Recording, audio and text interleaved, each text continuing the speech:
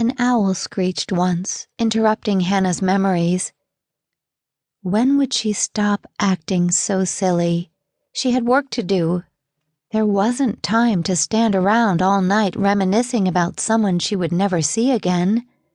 She couldn't let the Sterns down.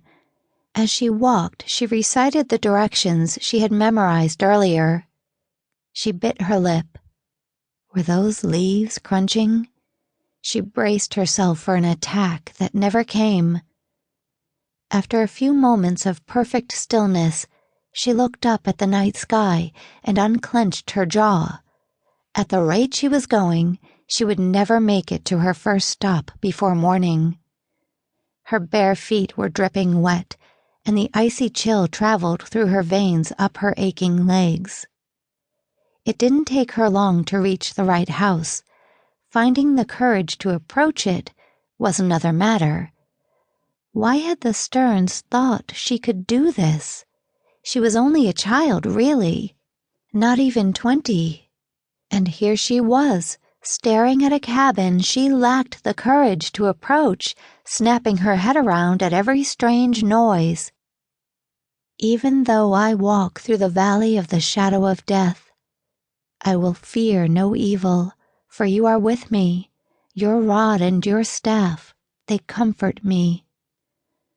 The passage promised peace and protection, but Hannah felt neither. Staring at the house, she wondered what sort of comfort she'd experience if national security agents arrested her the moment she knocked on the door. She stared a little longer and prayed for God's help.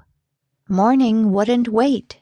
Besides, Simon and the others had probably each received much more dangerous missions than hers. How hard could it be to drop off some supplies with a known believer?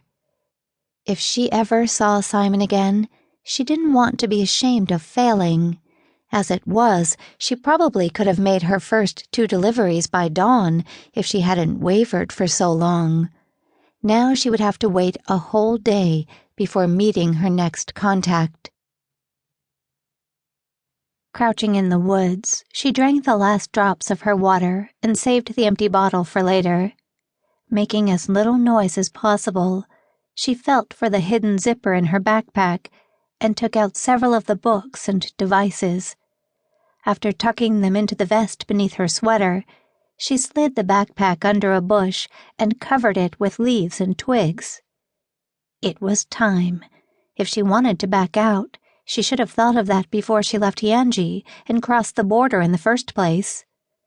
Holding her breath, she rushed ahead as though she might die if she didn't run fast enough. A candle flickered inside the house, and the front door slipped open before she even reached the porch. She sucked in her breath, half prepared to see a national security agent inside aiming a gun at her forehead.